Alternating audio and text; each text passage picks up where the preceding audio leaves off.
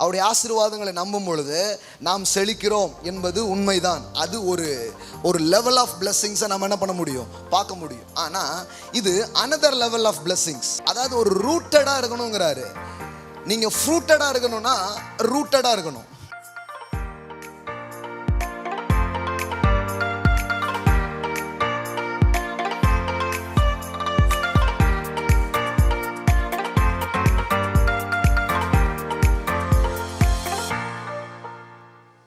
வேறு கொண்டால் வெற்றி கொள்வீர்கள், நாட்டப்பட்டவர்கள் செழித்திருப்பார்கள். இதுதான் இன்னைக்கு செய்திங்க.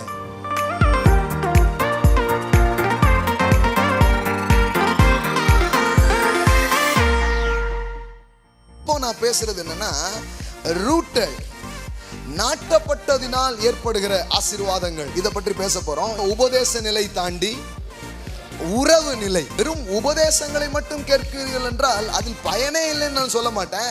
You will enjoy the one level of blessings. ஆனால் நீங்கள் நாட்டப்பட்டவர்களாக மாறும் பொழுது அது இன்னொரு லெவல் ஆஃப் ப்ராஸ்பரிட்டியை, செழிப்பை, அபிஷேகத்தை, ஆசீர்வாதத்தை உங்க வாழ்க்கையில திறக்கும் திறவுகோலாக இருக்கிறது.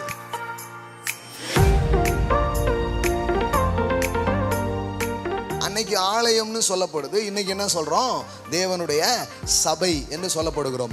சபையிலே நாட்டப்பட்டவர்கள். 3 முக்கியமான காரியங்கள் நீங்கள் ஒரு காரியத்திலே நாட்டப்படுவதற்கு அடையாளமாக சொல்லப்படுகிறது. ஒன்று உங்களுடைய நேரம், இன்னொன்று உங்களுடைய தாளந்துகள், இன்னொன்று உங்களுடைய பணம்.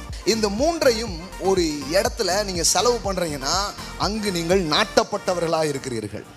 நாட்டப்பட்டவர்கள் நடத்தினா really connected with one another. இங்கு இருக்கிற மக்களோடு உங்களுக்கு ஒரு உறவு பின்னல் ஏற்படும் என்றால் நீங்கள் சபையில் நாட்டப்பட்டவர்களாக இருக்கிறீர்கள்.